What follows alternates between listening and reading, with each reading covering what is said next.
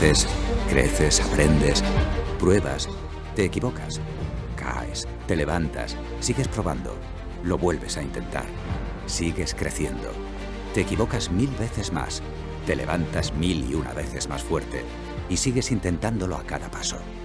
Porque fracasar siempre es una posibilidad, pero intentarlo es un derecho. Si tienes que cerrar, que no sea porque no te dejaron abrir. Si te cambias de casa, que no sea porque han entrado en la tuya. Si otros van por delante, que no sea porque han salido con ventaja. Y si al final te ganan la carrera, que no sea porque te han hecho la zancadilla. Creemos justicia.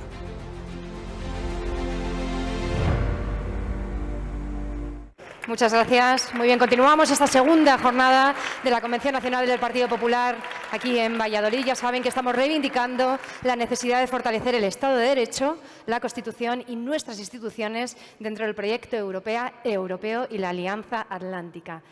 Vamos con la cuarta mesa de la jornada, interesante donde las haya, continuamos con el tema Concordia, Constitución y Patriotismo. Vamos a presentar a los invitados, ponente y anfitrión Adolfo Suárez, secretario del Congreso de los Diputados, y participan los exministros de Asuntos Exteriores Marcelino Oreja y Josep Piqué, el historiador y catedrático Manuel Álvarez Tardío. Pues comenzamos la jornada de tarde. Muchas gracias.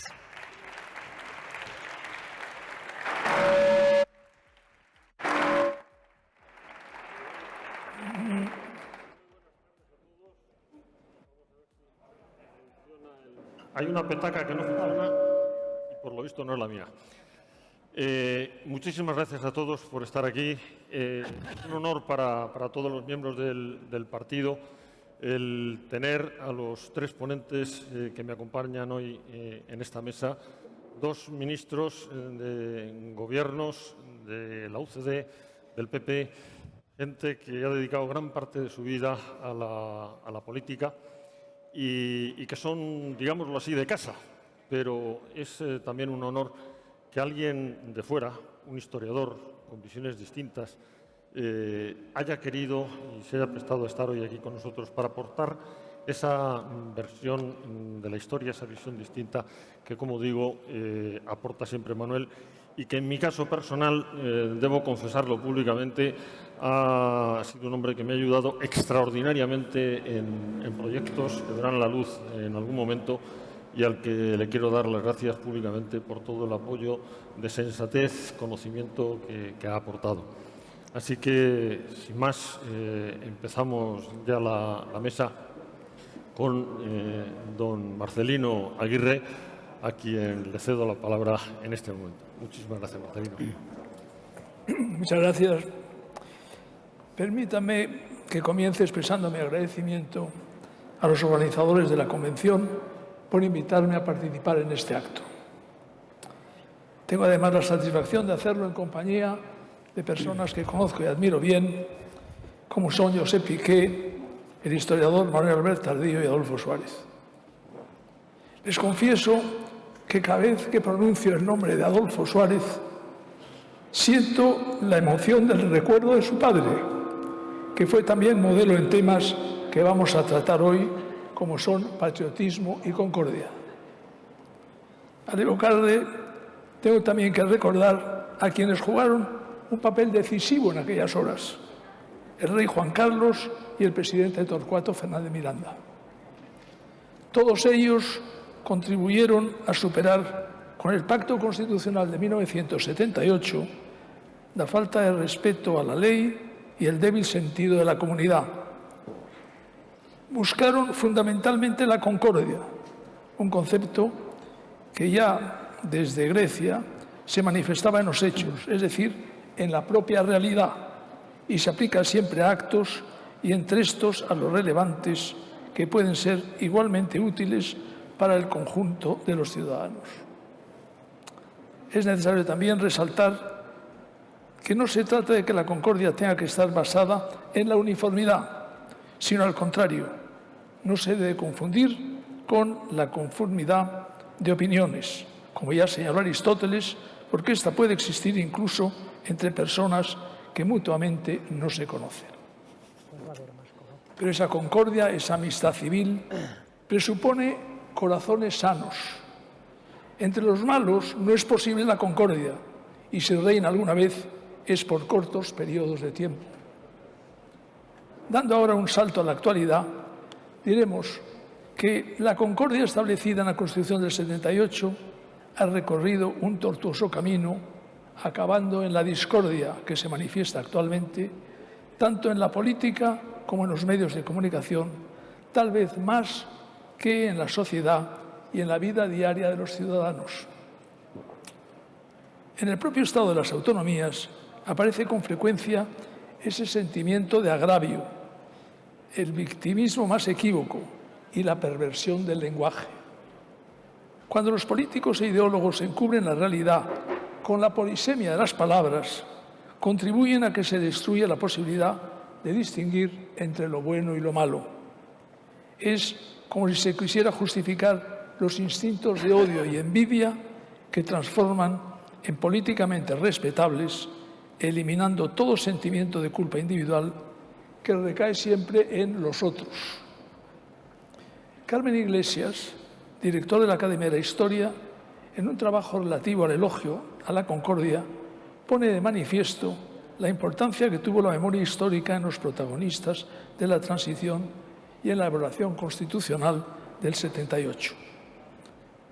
Precisamente porque éramos conscientes de lo que había ocurrido en los años 30, en los que la concordia no había existido y una parte importante de la ciudadanía quedaba excluida del marco constitucional.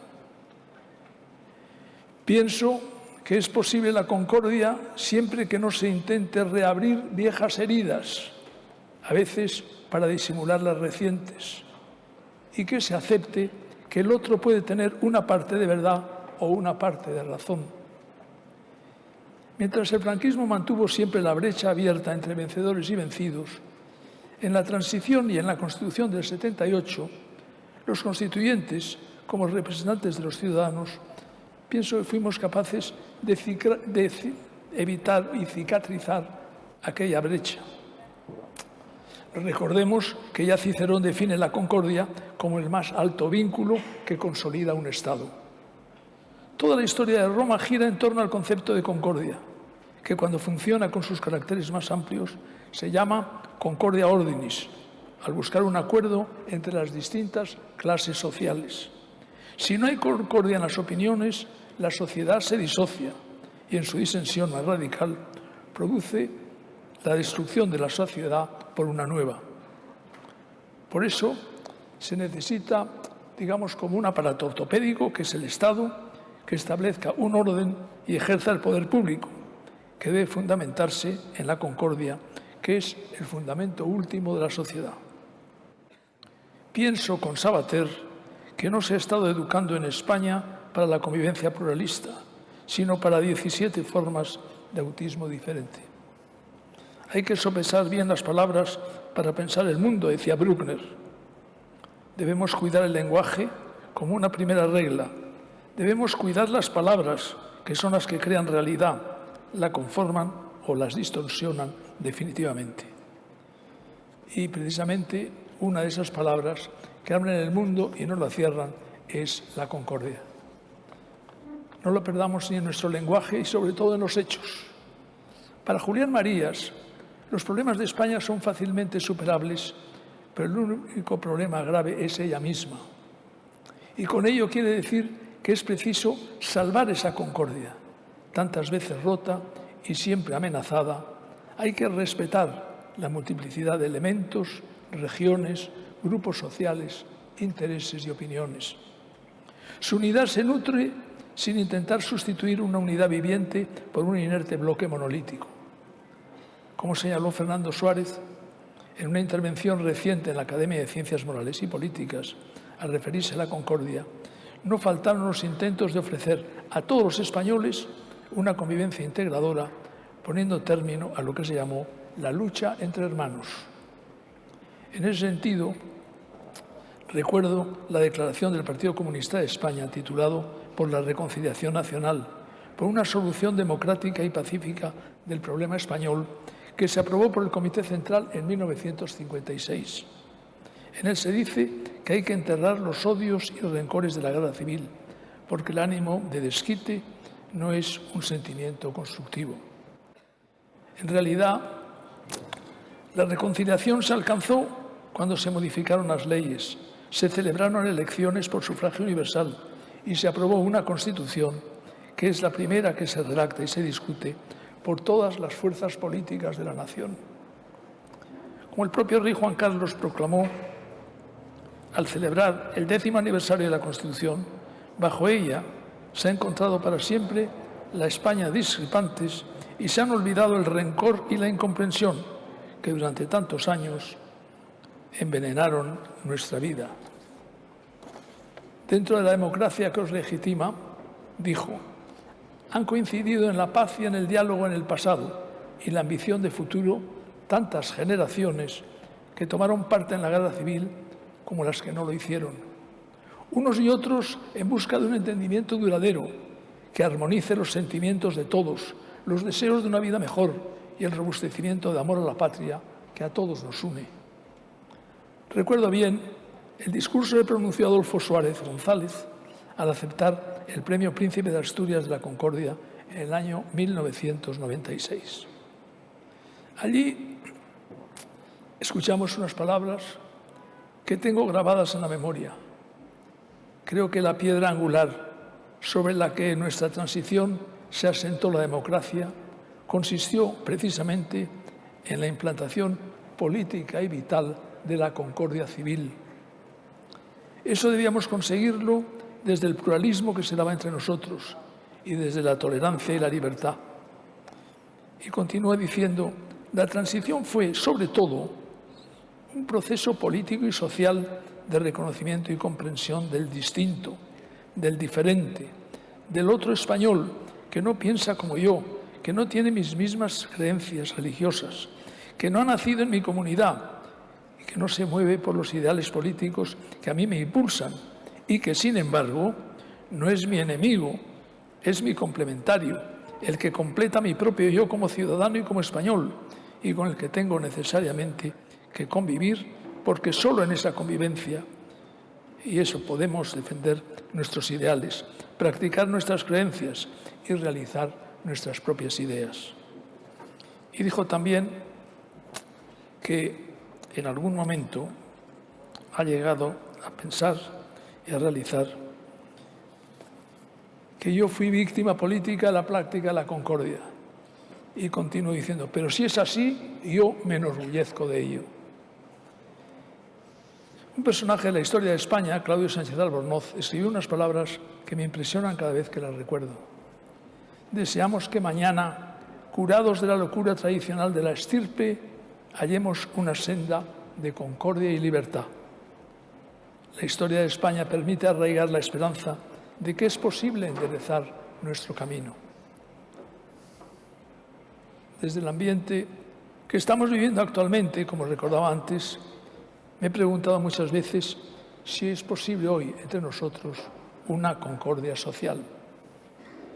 Permítame que manifieste mi confianza en la existencia de una sociedad civil que, a pesar de la crisis tan terrible que hemos vivido y seguimos padeciendo aún hoy, como consecuencia de la pandemia, cada día estoy más convencido de que es necesario trabajar. Es necesario trabajar codo con codo para ayudar a quienes se quedan sin trabajo y sin pan. Esa sociedad civil que durante los días de tormenta de Filomena salió a las calles con pico y pala y abrió caminos para que todos pudieran entrar y salir de sus casas y se preocupó de proporcionar lo más básico a quienes, por la inclemencia del tiempo, no podían salir de sus domicilios. Y quiero evocar ahora unas palabras de mi compañero en la Academia de Morales, Olegario González de Cardedal, en el que refleja la inquietud a que me estoy refiriendo. Y se pregunta, ¿no siguen estando vivos aquellos valores que cristalizaron la Constitución del 78? ¿Por qué mirar con desprecio aquellos valores? ¿Por qué mirar con desprecio y juzgar tan negativamente nuestra historia nacional? Recordemos que la concordia fue posible, como reza el epitafio de la tumba de Adolfo Suárez en el claustro de la Catedral de Ávila. Su deseo de convivencia en la reconciliación de todos los españoles fue fundamental en la transición. Generosamente compartimos la búsqueda de un futuro común, curando heridas y aparcando posibles resentimientos. El paso dado entonces mereció el elogio generalizado de fuera y de dentro. El que ya entonces, y sobre todo después de 40 años, se descubran limitaciones y errores, no invalida el marco democrático y social que entonces nos dimos con el voto libre de los ciudadanos. Por eso, no tengo más remedio que insistir en la preocupación que muchos españoles tenemos respecto a la grave situación que vivimos actualmente. Odio a personas, a instituciones, a grupos que nos representan.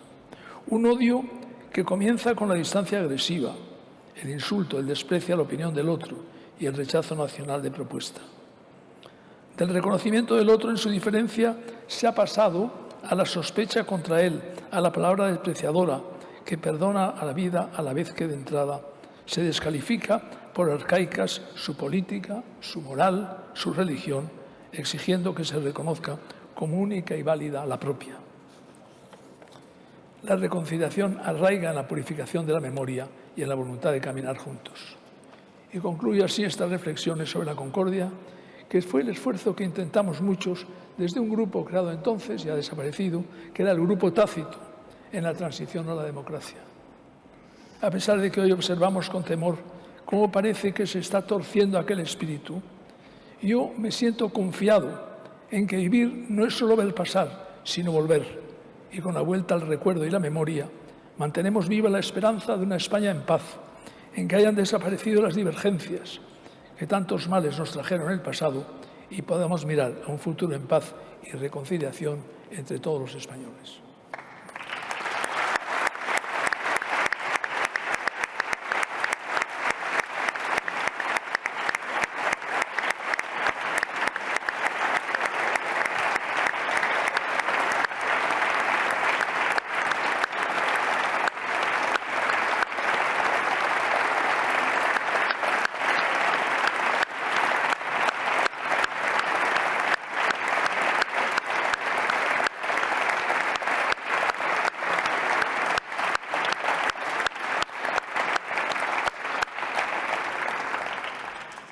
Querido Marcelino, como español y como hijo te doy las gracias por tus palabras.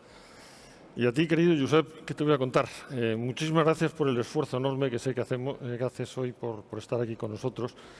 Como bien sabes también, el orden político normalmente va el menos importante, cierra el más importante, pero dada mi afición taurina hemos cambiado aquí el orden, hemos empezado por el primero en la alternativa, el más antiguo, y ahora te toca el turno a ti.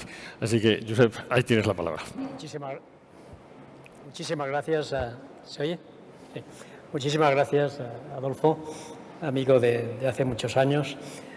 Muchísimas gracias al presidente Pablo Casado por su invitación a participar en esta convención larga e itinerante, pero desde luego muy necesaria. Señor presidente de la Junta de Castilla y León, queridos amigos y amigas. Después de escuchar a Marcelino, pues resulta difícil expresar de una manera mejor lo que fue el espíritu de la transición y la búsqueda de la concordia precisamente desde el recuerdo del pasado. No porque lo quisiéramos olvidar o falsear, sino porque precisamente conocíamos muy bien lo que habían sido 40 años de dictadura y una trágica guerra civil, ¿no? Y poder sentar las bases de un modelo de convivencia que fuera asumido por todos. El resultado fue la Constitución. La Constitución del 78 es prácticamente la primera. Podríamos introducir algunos matices y seguramente un historiador me los introduciría sin ninguna duda, ¿no? Pero fue la primera en la que el consenso primó por encima de otras consideraciones. Se quiso desde el principio que fuera una Constitución de todos, no que fuera una Constitución de parte. Y en España, incluido el Estatuto Real, pues hemos tenido en torno a una docena de constituciones. Y ninguna de ellas fue reformada, todas fueron abolidas. Y fueron abolidas cuando venía la alternancia política se derogaba la Constitución y se sustituía por otra que era de la parte vencedora. Eso por definición es efímero. Hay cosas que requieren de un consenso básico precisamente para que tengan continuidad en el tiempo y trasciendan la alternancia política propia de los sistemas democráticos. Y, por tanto, yo creo que todos nos tenemos que sentir muy orgullosos de lo que España ha hecho, muy orgullosos de lo que hizo la generación de Marcelino, pero muy orgullosos de todo lo que estamos haciendo cada uno de los ciudadanos españoles para que este país pues sea un país admirable, sea un país próspero, sea un país capaz de generar ilusión, que se pueda proyectar hacia el exterior, en definitiva, que sea un país que desde fuera se ha visto como un ejemplo a seguir. Y es cierto que durante bastante tiempo lo hemos conseguido. Y esa recuperación de la autoestima ahora es especialmente importante, ¿no?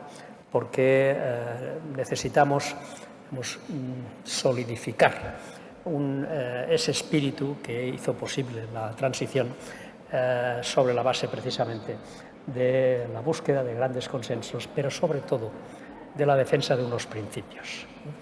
Y ahí es donde quiero poner el énfasis. Algunos de ustedes saben que una de mis aficiones es la geopolítica. Me vino la afición antes de ser ministro de Asuntos Exteriores, Marcelino, pero ahí la consolidé efectivamente. Y en estos momentos el escenario geopolítico se caracteriza, como lo fue la segunda mitad del XIX con la Guerra Fría, por una confrontación sistémica. Es una confrontación que va más allá de las pugnas comerciales, de las pugnas empresariales, incluso de las pugnas tecnológicas, incluso de las pugnas militares, y que se centra en la defensa de cómo organizamos la convivencia de la sociedad a través de un modelo político, de cómo organizamos la economía o de cómo organizamos la propia sociedad como ciudadanos libres e iguales. Y todo eso para también acabar conformando un orden internacional basado en principios, en normas y en reglas. ¿Cuáles son esos principios y esos valores que informan la Constitución española y que informaron a los protagonistas de la transición? Son relativamente fáciles de sintetizar. En lo político, la democracia parlamentaria, la democracia representativa, la democracia liberal, en definitiva. En lo económico, la economía de libre mercado, basada en la iniciativa privada. Y en lo social, lo que Popper llamaba las sociedades abiertas, es decir, aquellas sociedades en las que se puede manifestar la libertad y los deseos de igualdad de oportunidades por parte de todos los ciudadanos sin tener que estar expuestos a los abusos o a las arbitrariedades del poder político. Y eso es muy importante defenderlo, porque en estos momentos esa pugna es global y va más allá, por lo tanto, de las discrepancias que muchas veces afloran. Pero estamos ante ese gran debate, ¿no? Estamos ante ese gran debate. Y yo creo que la defensa de estos valores es particularmente relevante y necesaria en los actuales momentos. Primero, porque existe, digamos, ese contexto, ese entorno global de carácter geopolítico que implica que nuestro sistema de conformar nuestra convivencia en lo político, en lo económico y en lo social tiene claros adversarios. En el mundo hay muchísimas potencias que además están actuando con muchísima agresividad, que consideran que el modelo político más eficaz no es el de la democracia representativa, sino un modelo de autoritarismo político. Consideran que la mejor manera de que funcione la economía es a base de un fortísimo intervencionismo público que determina las decisiones no solo de los agentes públicos, sino de los agentes privados, y de una sociedad controlada por el poder a través de todo tipo de instrumentos de naturaleza totalitaria que lo que pretenden efectivamente es controlarla y, por lo tanto, limitar, por definición, las libertades básicas de los individuos. Y tenemos que tener muy claro que esos adversarios están ahí, que son cada vez más agresivos, que intentan transmitir sus ideas no como hacía la antigua Unión Soviética en la Guerra Fría, a base de exportar su ideología, sino que intentan transmitir sus ideas pretendiendo una hipotética o eventual mayor eficacia a la hora de responder los problemas de los ciudadanos.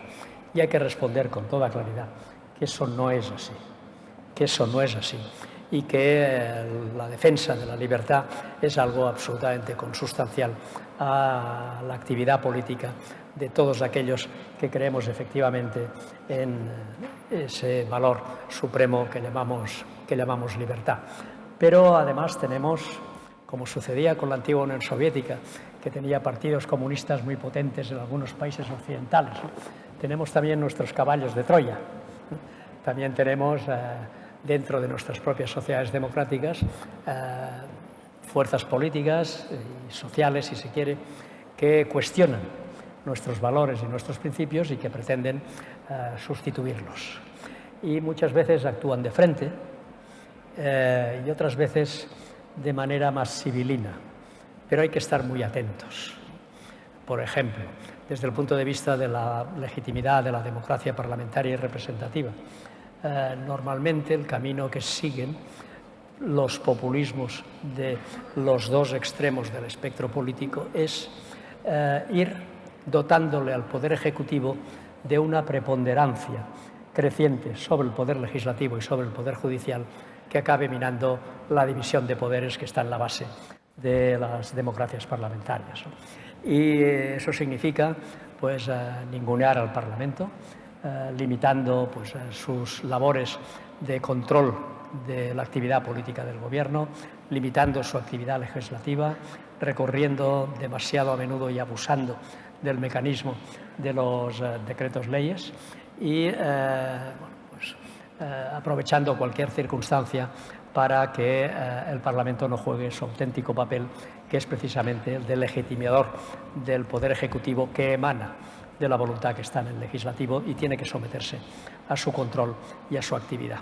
Y, desde luego, el otro camino que siguen es socavar la independencia del Poder Judicial. Y lo estamos viendo todos los días.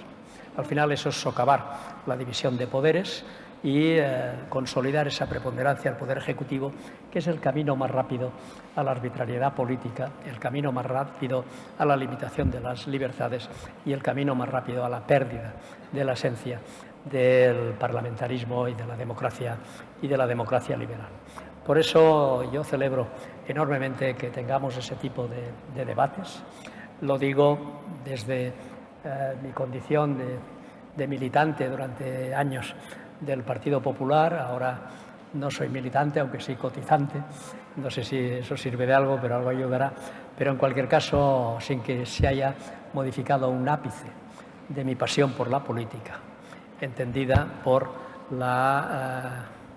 casi la obligación moral, diría, ¿no?, de contribuir a la defensa de esos valores, cada uno desde la responsabilidad que le toca en cada momento. Desde el mundo empresarial, efectivamente, se pueden defender esos principios y valores. Desde el punto de vista de la sociedad civil, a través de fundaciones sin ánimo de lucro, a las que cada vez le dedico más tiempo, desde luego se pueden defender con eficacia y con rotundidad esos valores y principios. Y hay que ser muy conscientes, y lo digo a conciencia de lo que voy a decir, que no se combate el populismo con populismo. No se combate el populismo con más populismo.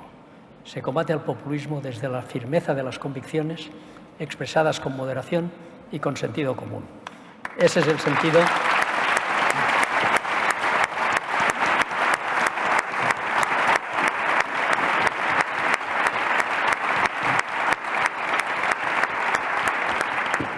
Ese es el sentido que ha inspirado siempre al Partido Popular, que ha conformado su actuación a lo largo de las últimas ya largas 4 décadas desde la Constitución, y que además es absolutamente esencial para que, ante la deriva que estamos viendo, incluida pues, dentro del Poder Ejecutivo, pues tenga un contrapeso, tenga una barrera, tenga un claro obstáculo para que al final todos salvaguardemos ese espíritu de la Constitución y esa voluntad de concordia y busquemos los consensos básicos que sirven para que un país sea admirado. Un país no es admirado, al contrario, un país no es respetado cuando cambia sus políticas llamadas de Estado en función de la alternancia política. Marcelino y yo sabemos muy bien que no se puede sostener una política exterior fuerte y sólida si no refleja cohesión interna y consenso respecto a cuáles son los intereses básicos de tu país en el contexto internacional, que inevitablemente pasan por Europa, pasan por el vínculo atlántico y nuestro compromiso con la Alianza Atlántica y la defensa de Occidente, y pasa por defender la democracia en cualquier lugar del mundo, y en algunos lugares además de manera muy especial porque tenemos una cierta responsabilidad, como es el caso de América Latina.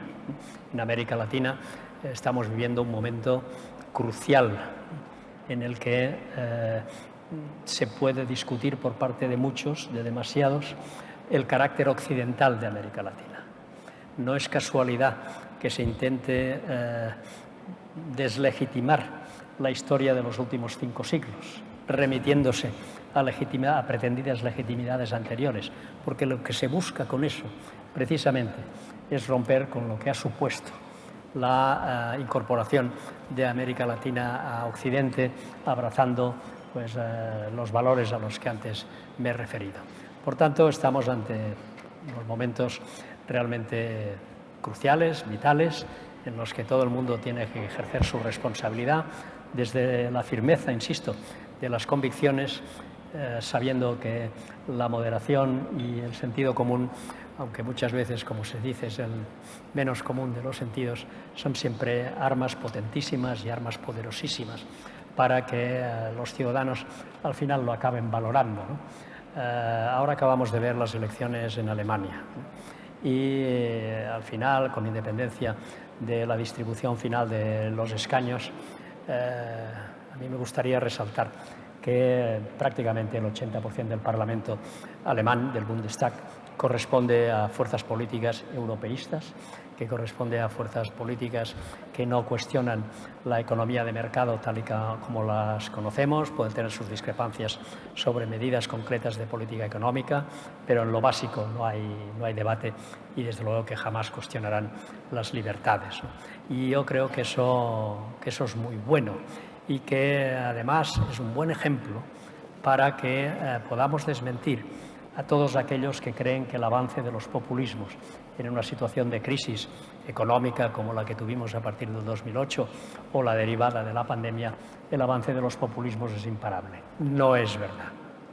No es verdad, y al final, si se plantean las cosas con coherencia y con firmeza, pues la respuesta de los ciudadanos suele ser la respuesta adecuada. Y bueno, yo diría que un último apunte, para después dar tiempo, si podemos, a un cierto coloquio, ¿no? Hemos hablado del europeísmo y hemos hablado de Europa. Nuestros populismos suelen ser, como mínimo, escépticos respecto a la idea de Europa, como mínimo, y algunos no la comparten. Eso sucede con los populismos de diferente adscripción ideológica, derecha y a izquierda, de extrema derecha y de extrema izquierda, en muchos lugares, ¿no? No es exclusivo de nuestro país, desde luego. Pero yo creo que ahí hay que ser también muy rotundos y muy claros. El futuro de España pasa por que Europa triunfe en su proyecto político de integración y que España forme parte proactiva y propositiva de ese proyecto, y que tomemos todas las decisiones necesarias para que Europa tome la deriva, tome el camino, no la deriva, sino el camino que esperamos que pueda servir para que sean un sujeto político relevante en ese nuevo escenario caracterizado cada vez más por el uso de la fuerza, por la utilización de todo tipo de instrumentos, las llamadas guerras híbridas, para socavar la moral de nuestras democracias y la capacidad de resistencia de nuestros ciudadanos. Europa es un baluarte extraordinario para eso, pero además es algo que los españoles necesitamos. A mí me gustaría recordar qué sería ahora de nuestro país si no estuviéramos en la Unión Económica y Monetaria y, por lo tanto, no tuviéramos a un Banco Central Europeo comprando todos los días las emisiones de deuda que se necesitan para financiar el enorme incremento del gasto y el incremento de los déficits públicos y de la deuda pública, que en el caso de España, pues tristemente batimos récords, ¿no?, a nivel internacional, ¿no? ¿Y cómo podríamos modernizar rápidamente nuestra economía? Hay que utilizarlos bien si no tuviéramos ese acceso a recursos europeos que han sido financiados en los mercados desde las instituciones europeas y no desde cada uno de los Estados miembros, en un proceso de mutualización de la deuda progresivo, pero que tiene que ir a más. La respuesta ¿qué sería de nuestro país si no estuviéramos ahí? Se la dejo a su imaginación, pero creo que es relativamente sencillo llegar a conclusiones, ¿no? Por lo tanto, la defensa de Europa, la defensa del europeísmo, la defensa de Europa como proyecto político basado en los valores occidentales y, por supuesto, en la defensa de nuestros intereses, y eso es perfectamente compatible, tiene que formar parte de esa batalla global en defensa de ese valor tan importante, tan básico, tan vital en nuestras vidas, que se llama libertad. Muchas gracias.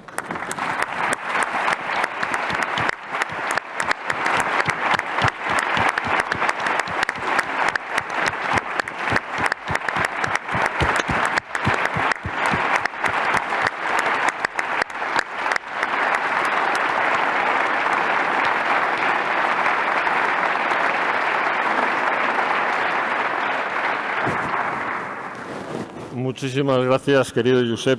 Entiendo ese lamento tuyo inicial por ir después de Marcelino, pero está claro que no estaba justificado en absoluto después de escuchar tus palabras. El que creo que tiene un problema soy yo, que voy el último, ¿no? Ahora le quiero dar la palabra a Manuel y lo quiero hacer diciéndole una pequeña reflexión inicial. Y es que en este partido, y tomo palabras de nuestro presidente Pablo Casado, no entendemos al partido como un fin en sí mismo, sino como un instrumento para servir desde una ideología concreta, eso es cierto, a una sociedad completa. Y eso no es posible si no se escucha a esa sociedad, si no se escucha a los valores importantes que esa sociedad tiene en los distintos ámbitos de la misma. Y uno de ellos eres tú. Así que hoy este partido está orgulloso de tenerte aquí y está deseando escuchar tu voz. Tuya es la palabra. Gracias. Muchas gracias, Adolfo. Gracias, presidente Pablo Casado. Bueno, es un placer estar aquí con todos ustedes, con vosotros esta tarde. La mesa que nos convoca es sobre Constitución, concordia, transición, patriotismo, en definitiva, sobre democracia. Y yo quería empezar haciendo una pequeña reflexión, un pelín académica, pero que creo que es oportuna. Yo creo que el empeño o la necesidad que tenemos últimamente de recordar el término concordia, de apelar al término constitución, de hablar con cierta nostalgia, pero también con orgullo de la transición, se debe en buena medida a que percibimos, estamos viendo claramente, ¿no?, que algunos de los pilares sobre los que se asienta nuestra democracia están en peligro o están siendo socavados. Yo creo que todos estos términos, en definitiva, hacen referencia a una cuestión que no podemos perder de vista, ¿no? Y es que las democracias, la democracia en la que nosotros vivimos, las democracias, lo que llamamos siempre democracias occidentales o democracias representativas, democracias liberales, son sistemas donde hay que competir para llegar al poder, ¿no? Para sacar adelante un proyecto, para pelear por algún determinado tipo de reformas, para hacer más libres a los ciudadanos, para conseguir que sean también ciudadanos con más oportunidades. Pero fundamentalmente una democracia es un sistema de competencia por el poder. Y la competencia por el poder implica necesariamente que haya un espacio que podríamos llamar, como llama algún politólogo, reglas del juego, o que podríamos llamar también un espacio central. Ese espacio central es el espacio que hace posible que cuando competimos no pensemos que una derrota es el punto y final a nuestra vida política. Ese espacio es el que hace posible que cuando se celebran las elecciones, cuando se compite incluso a veces con cierta beligerancia contra el otro, no lo veamos como un enemigo al que hay que aniquilar, sino como un adversario. Y yo creo que ese espacio que muchas veces llamamos la centralidad del sistema político es lo que hoy en día atraviesa por un momento delicado en España. Y por eso nos vemos en la obligación de hablar de concordia, de recordar la Constitución, de apelar a la transición.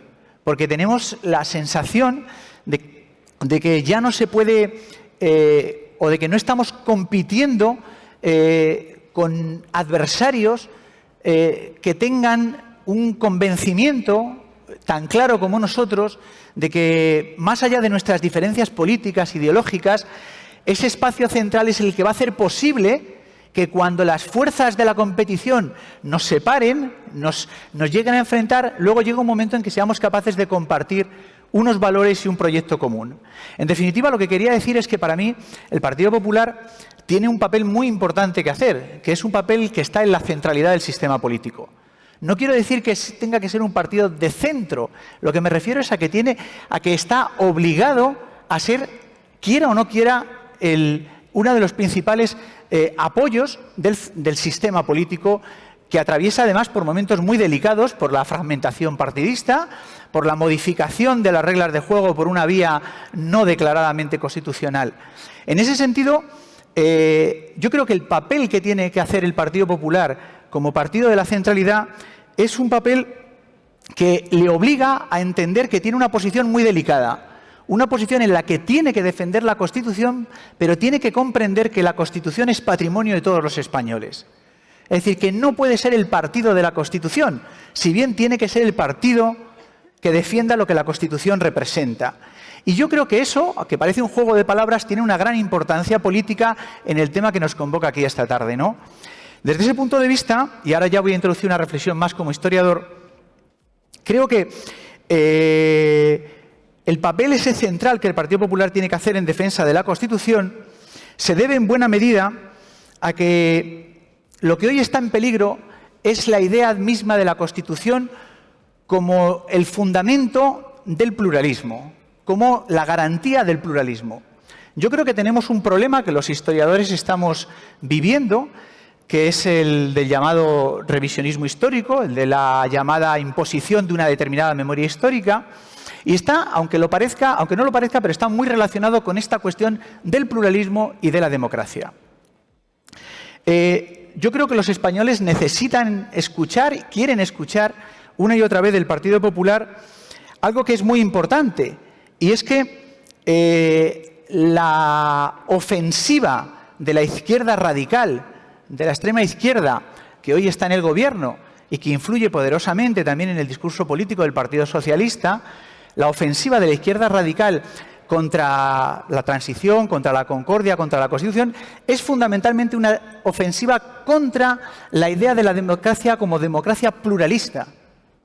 Yo creo que es muy importante entender que cuando se nos está intentando reescribir el pasado, cuando se intenta ponernos un camino por el que es posible escribir, investigar, y otro camino por el que no se puede escribir ni investigar sobre el pasado, cuando se nos dice la transición estuvo mal hecha, cuando se nos dice esta democracia tiene un déficit muy importante, no funciona bien porque la transición mantuvo ciertas líneas de continuidad con la dictadura y no rompió del todo con la dictadura, cuando se nos dice la transición fue un error porque la transición impidió que la democracia, tal y como la habíamos entendido en los 30, como un proyecto de modernización y de emancipación, fuera abortada, cuando se nos dicen todas estas cosas, en realidad lo que se está diciendo es algo que el Partido Socialista no decía hace muchos años, pero que ahora en buena medida está permitiendo que se diga, que tenga peso, que tenga fuerza a partir de la influencia de la izquierda radical.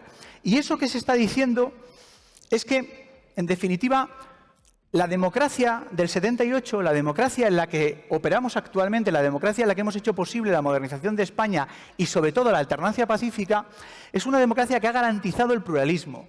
O sea, que ha garantizado que ganar las elecciones no significa controlar el Estado de una forma total. No significa poder imponer un modelo de sociedad al otro que impida la competencia en el futuro y la victoria de los que hoy han sido perdedores también en un futuro.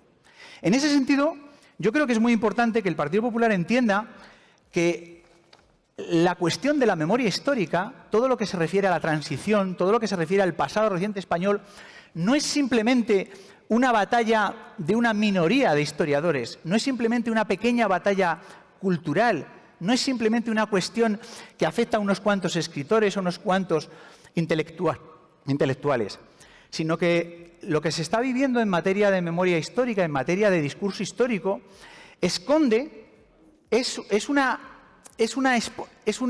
señal más, es un síntoma más de esa ofensiva contra la democracia entendida como democracia pluralista. Entonces, en ese sentido, yo creo que en su origen, la transición a la democracia hizo posible algo muy importante, y es una democracia que no tiene nada que ver con la de los años 30, absolutamente nada que ver con la de los años 30. Una democracia que, a diferencia de la de los años 30, fue concebida desde un principio como una democracia basada en muchas renuncias que hacían posible un espacio de centralidad, un espacio común de entendimiento, de convivencia, pero también de competencia. Eso no existió en los años 30. No es que la Segunda República, no es que la República antes de la Guerra Civil fuera ese régimen a veces desastroso y violento que a veces nos han pintado. También tuvo desarrollos importantes que debemos estudiar, que debemos conocer, que podemos incluso imitar. Pero hay que ser muy conscientes de que el pasado anterior a la dictadura fue, como todos los pasados políticos europeos, un pasado extraordinariamente complejo, lleno de matices, pero sobre todo en el que la democracia fracasó porque, en buena medida, quienes querían sacar adelante la democracia, quienes hablaban de democracia, no estaban hablando de lo mismo que nosotros entendemos por democracia, sino que estaban hablando muchas veces simplemente de asegurar mediante la victoria electoral el monopolio del poder durante un tiempo indefinido y utilizar el poder del Estado para modelar la sociedad. En ese sentido, cuando hoy se nos advierte, se nos anuncia, mediante incluso ya un proyecto de ley, que no vamos a poder escribir con total libertad sobre el pasado español, que vamos a tener que medir muy bien nuestras palabras, porque incluso alguna comisión ministerial va a decidir si lo que decimos lesiona o no lesiona los valores en virtud de los cuales ellos creen que ha sido posible la democracia en España. Creo que el Partido Popular debe de ser muy consciente que esa no es una cuestión menor, es una cuestión muy relevante. Afecta por completo a la capacidad de generar discurso cultural, a la capacidad de generar ideas, de generar pensamiento que permita a los jóvenes, que serán los adultos del futuro, entender que el pasado español es un pasado como cualquier otro pasado europeo y que la construcción de la democracia en España no se hizo por un solo actor político, no se hizo solamente por la izquierda o el centroizquierda, sino que fue el resultado de muchos éxitos y fracasos. Y que, desde luego, en ese sentido, lo que hoy llamamos democracia liberal no es el producto de ninguna imposición, es el producto de la capacidad de comprender que lo que fracasó en la España de los años 30 fue la dificultad para entender que con la política, con la victoria en las urnas, no se puede monopolizar el poder eternamente. En ese sentido, creo que es muy importante la toma de conciencia de que en el Partido Socialista se ha producido una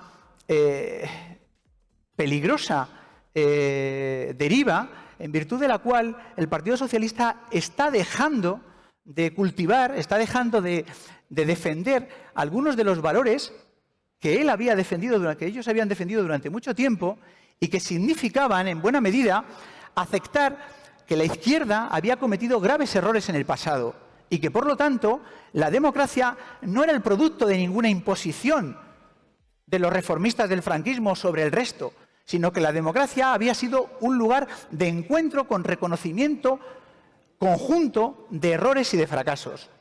El Partido Socialista está interiorizando, está permitiendo que el discurso de la izquierda radical contra la transición esté ocupando cada vez más y más espacios, hasta el punto de hacer posible, como digo, un proyecto de ley de memoria que amenaza con dificultar gravemente el estudio de la historia política de España en el siglo XX. En ese sentido, bueno, y ya para terminar, creo que el Partido Popular tiene una función importante que hacer, una función que tiene que hacer con moderación, pero yo creo que con tenacidad y con la seguridad de saber que la construcción histórica de la democracia española, lo que llamamos el éxito de la concordia y de la transición, no fue, desde luego, una casualidad. Fue sobre todo y fundamentalmente el resultado de que distintos sectores de la política española entendieron que en el pasado había fracasado el acercamiento en torno a una idea de democracia como democracia pluralista, es decir, democracia donde es posible defender distintos proyectos y donde es posible, además, la alternancia pacífica sin ver en la victoria del otro la exclusión. Entonces, en definitiva, creo que es muy importante entender que detrás del debate sobre la memoria, sobre la transición, hay un debate sobre el concepto de democracia. Hay un debate sobre el espacio que hay en democracia para la libertad, para el pluralismo, para la convivencia. Y hay que entender que una parte de la izquierda tiene raíces históricas muy profundas que le impiden defender la democracia como democracia pluralista, que le gustaría que la democracia no fuera un entorno de pluralismo, sino un entorno de transformación social revolucionaria. Y desde ese punto de vista, el debate sobre la memoria histórica, el debate sobre la concordia, el debate sobre la transición, tiene una importancia política de primer orden. Bueno, y con eso es suficiente.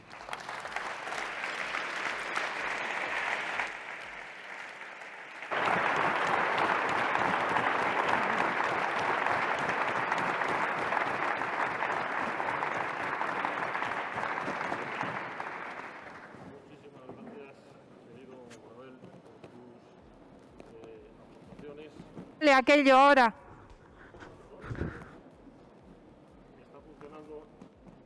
Acá no, ahora. Querido Manuel, muchísimas gracias por tus aportaciones. Te puedo asegurar y te aseguro, si se me permite el parafraseo, que en este partido somos plenamente conscientes de la amenaza que supone la legislación sobre ciertos tipos de memoria. Me toca a mí ir a por el meollo de la cuestión después de 3 grandes espadas que me han precedido en el uso de la palabra y me lo ponen muy complicado, querido presidente, querido Pablo, querido Alfonso. Cualquiera va después de estos 3 personajes. Pero era previsible que me iban a pisar casi todos los temas que yo podía tocar y poco habría aprendido si no hubiera sido capaz de buscar un plan B, C o hasta Z, como nos tocará seguramente pensar cuando se llegue al Gobierno. Yo, después de lo dicho, me voy a centrar en 2 ideas y 3 palabras, y voy a intentar ser breve. 2 ideas al hilo de lo que acaba de decir el profesor Álvarez Tardío. Y es que es importante tener en cuenta que ni la Guerra Civil Española ni la Transición Española son o fueron inevitables. Hay que entender que fueron el fruto del esfuerzo de mucha gente, en un caso para enfrentarnos, en el otro caso para entendernos. Y que ambos, esta es la segunda idea, son parte de nuestra historia. Ni está escrito en esos hechos nuestro futuro, ni lo ha estado jamás. Lo que sí es posible es aprender de esos 2 hechos históricos, lo que funcionó y lo que no funcionó. Y está claro, como decía el profesor Tardío, que no funcionó la deslegitimación permanente del adversario político, como sí funcionó, querido Marcelino, el respeto y el reconocimiento del adversario en la transición. No funcionó la exigencia partidista en su momento y, sin embargo, sí funcionó el profundo sentido del Estado en el segundo. No funcionó el revanchismo o ese revisionismo del que hablaba Manuel y sí funcionó el profundo deseo de reconciliación entre los españoles. Y no funcionó, ni muchísimo menos, todo lo contrario, esa tolerancia con la violencia de los nuestros. Y sí funcionó la profunda intolerancia frente a cualquier tipo de violencia durante la transición. Y eso me lleva a las tres palabras que son el frontispicio de esta mesa, empezando por patriotismo. Yo diría que jamás en la historia se ha entendido mejor el patriotismo que en aquel bienio mágico del 76 al 78. Abandonamos el sentido de patriotismo, de pertenencia o orgullo de pertenencia a un grupo para transformarlo por el deseo, la necesidad, la obligación de ser lo mejor que pudiéramos aspirar a ser cada uno de nosotros y concretar lo que podía aportar esa mejor versión nuestra para alcanzar el mejor servicio a la sociedad a la que pertenecemos. Y eso es lo que impulsó precisamente la segunda palabra mágica de la que hemos hablado todos, que es la concordia. No me voy a extender en la definición de concordia que los tres habéis hecho y lo habéis hecho de forma magistral. Simplemente resaltar que es eso, es el reconocimiento del otro, del que piensa distinto, que no es mi enemigo y que es forzosamente mi complementario, ¿no? La verdad es que no son buenos tiempos para la concordia los que están corriendo en estos días y lo único que me da esperanza es que nunca lo han sido. Bien lo sabe un historiador como Manuel, bien lo sabe Josep, con lo que le tocó vivir en su momento en el gobierno, y bien lo sabe Marcelino, que como todos sabéis es hijo póstumo debido al enfrentamiento brutal que supuso la Revolución del 34. Así que debemos asumir que nunca es un buen momento para la concordia, pero que siempre, siempre es importante ponerla en valor. Y la verdad es que la concordia, como decía Marcelino, no es equidistancia, no es conformismo, no es tampoco falta de convicciones. Hace falta tener mucho valor, muchas convicciones, para no responder jamás al mal con el mal mismo, ¿no? La concordia, como decías, Marcelino, no se impone, sino que se conquista con el esfuerzo de todos, día a día. Y siempre, por supuesto, tiene que aportarla primero el que más responsabilidad tiene.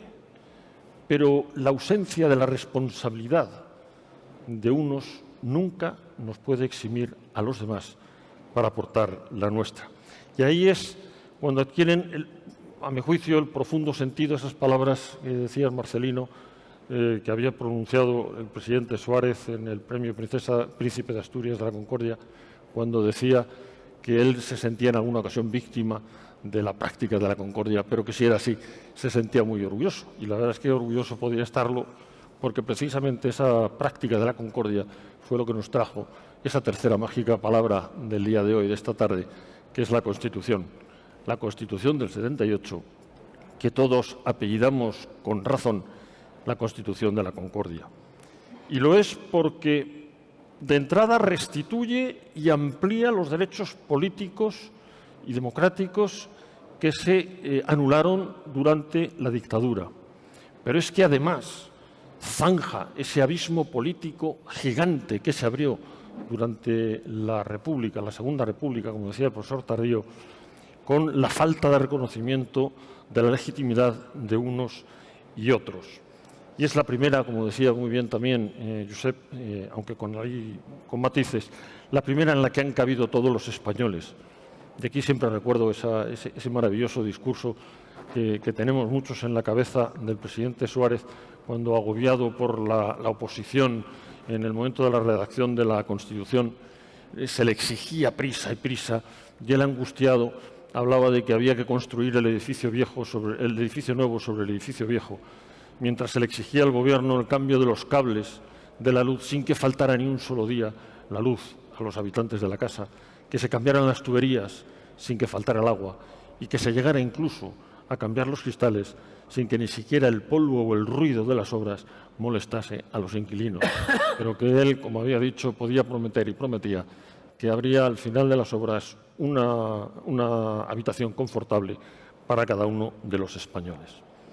Pues bien, con ese patriotismo bien entendido y ese profundo respeto por el otro, creo que fuimos los españoles en su conjunto, sin protagonismos, capaces de dos cosas que son mágicas y casi únicas, y es la de acertar en la fijación de los objetivos comunes, ineludibles como sociedad, y además fuimos capaces de aceptar los sacrificios personales que teníamos que asumir cada uno de los españoles para alcanzar esos objetivos.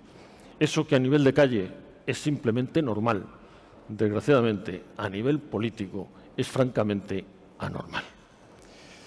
Quiero terminar, no me quiero extender mucho, lo quería hacer con palabras como las de Claudio Sánchez de Albornoz, que ha tenido a bien ya citar mi querido predecesor Marcelino, o con palabras del presidente Suárez.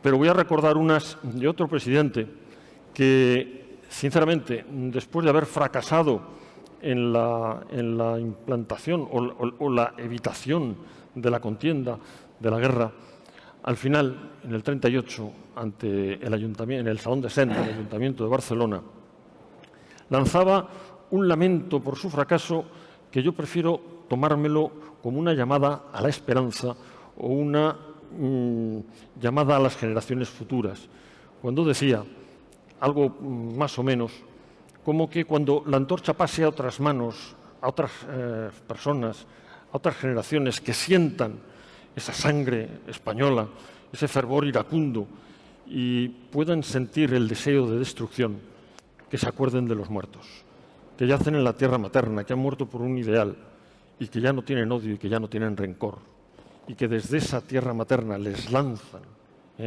ese lamento a toda la patria, que es paz, piedad y perdón. Creo que siguiendo la enseñanza de Julián Marías, debemos ser capaces de tomar posesión de todo lo pensado, de todo lo pasado en este país, no para copiarlo, sino para, apoyándonos en ello, ser capaces de seguir construyendo ese futuro. Porque patriotismo, constitución o concordia no son sentimientos, son instrumentos tremendamente eficaces para construir ese futuro. Y ponen de relieve el único enemigo político que de verdad existe, que es el sembrador de discordia.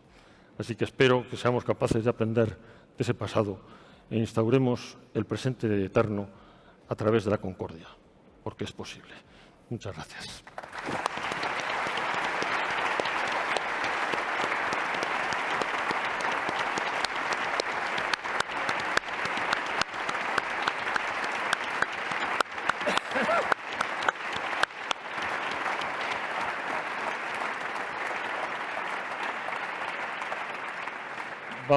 Vamos muy justos de tiempo, yo creo. No sé si hay tiempo, estoy mirando por ahí a la organización, si tenemos tiempo. Tenemos 5 minutos, me dicen. Así que si alguno de vosotros quiere poner un broche de oro, tenéis 1 minuto y medio cada uno para ponérselo a esta jornada. Adelante. Pues vamos a ver si soy capaz en 1 minuto y medio. Muchos de los que conocéis sabéis que tengo cierta propensión a enrollarme. Voy a intentar autodisciplinarme. Al hilo de todo lo que se ha dicho, que comparto plenamente, ¿no? Yo creo que también hay que hacer un énfasis en un concepto que estuvo en la base del consenso que permitió la Constitución, que es el concepto de lealtad institucional.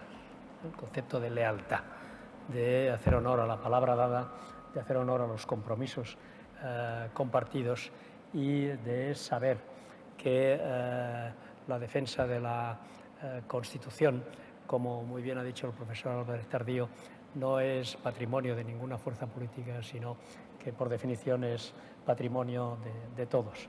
Y en esa lealtad institucional haría 2 comentarios. El primero respecto a algo que conviene tener muy en cuenta. La Constitución del 78 no es solo fruto del consenso entre la izquierda y la derecha, expresada en sentido convencional. Es también un esfuerzo muy notable y exitoso de incorporación de determinados nacionalismos al proyecto de la Constitución. Yo creo que hoy uno de los problemas más graves que tenemos desde el punto de vista de nuestra cohesión es precisamente la deslealtad a ese esfuerzo y a ese compromiso por parte de los nacionalismos disgregadores. Y 5 segundos solo para recordar a una institución básica. Me refiero a la monarquía. La monarquía no puede ser patrimonio de nadie porque es patrimonio de todos. Y es la garante de la unidad nacional, la garante de la Constitución y ostenta la máxima representación de España, tanto dentro como fuera, ¿no? Y es muy importante que en esa defensa seamos muy claros y que evitemos la deslegitimación por parte de algunos que tienen como objetivo avanzar hacia el autoritarismo político y acabar con nuestra democracia, o que también combatamos a aquellos que pretenden hacer de la institución algo exclusivamente propio y exclusivo y, por lo tanto, excluyente. De la misma manera que todos debemos ser muy firmes en la defensa de la Constitución, sabiendo que no es patrimonio de ninguna fuerza política, tenemos que hacer también una defensa de la monarquía parlamentaria, sabiendo que es patrimonio de todos y no de una fuerza política determinada.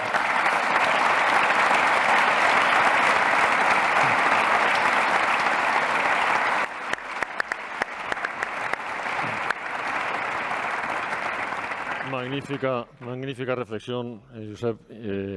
Manuel, te rogaría que tomaras tú la palabra para ceder luego el final a don Marcelino. Pues nada, muy brevemente. Simplemente yo creo que insistir en que cuando se habla del pasado nunca se hace de manera gratuita ni caprichosa, sino que cualquier discurso sobre el pasado responde a algún tipo de voluntad política. Una cosa es el trabajo de los historiadores, de los investigadores, trabajando en las fuentes, buscando en el pasado intentar reconstruir algo que ya se marchó, que no existe, que solo nos ha dejado pruebas. Y otra cosa distinta es el pasado al servicio de la política. Y yo creo que, bueno, es ingenuo pensar que el pasado, que se puede hacer política sin utilizar el pasado. Quizás en el ámbito conservador, en el centro-derecha, cuesta más entender que para la izquierda es absolutamente fundamental hablar del pasado. En ese sentido, yo creo que para el centro-derecha también tiene que serlo, aunque de una manera diferente. Es decir, tratando de reconocer e integrar, como habéis mencionado vosotros, toda la complejidad del pasado, pero también siendo conscientes de que hay un pasado del que sentirse orgulloso, en el sentido de que hay toda una tradición política potente en España que desemboca en la transición y que hizo posible eso que llamamos concordia. Es decir, que tampoco es casualidad que España tiene un pasado de construcción de un Estado liberal, tiene un pasado constitucional, tiene mucho más que la guerra civil, que los enfrentamientos de los años 30 y que al final la monarquía, como monarquía parlamentaria, como vehículo para la integración, para la unidad de España, para el pluralismo, ha hecho posible sacar lo mejor del pasado español. Entonces, en ese sentido, todo lo que sea reivindicar el pasado para construir un país más y mejor integrado en torno a los valores del pluralismo, yo creo que es positivo.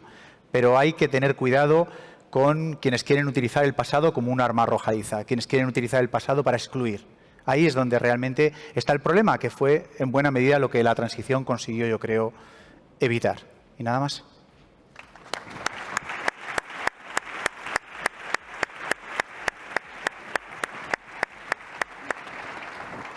Don Marcelino, es un honor para todos nosotros que cerres esta mesa.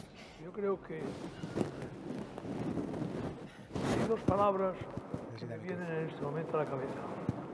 Memoria y esperanza. Ahora se escucha. Sí, ahora ya está funcionando, creo. Bueno.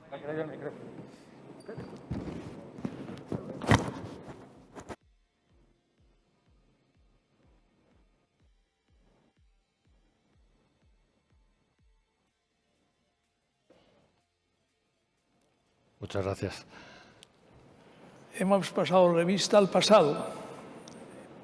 Eso es la memoria. Pero tenemos que pensar en el futuro. Y yo creo que memoria y esperanza, con su temblor de ansiedad, son puntos de apoyo de la acción creadora de la persona. Recordar y esperar es en suma creer. y creer está muy cerca de crear. Ese es el resumen que yo obtengo después de haber escuchado las dos intervenciones anteriores. Esa memoria y esa esperanza son las que tienen que darnos, sin olvidar lo que ha sido el pasado, la esperanza en un futuro de paz y de convivencia. Muchas gracias.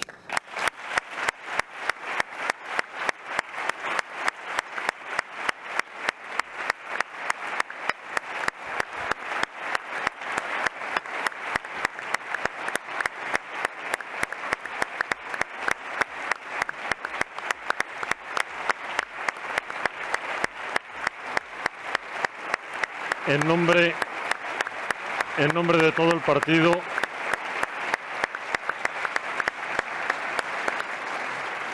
en nombre de todo el partido os quiero agradecer a los tres vuestra participación, haberlo hecho además en tiempo, que es casi un milagro en este tipo de convenciones, y ya terminamos y le dejamos paso a la siguiente. Presidente, muchas gracias.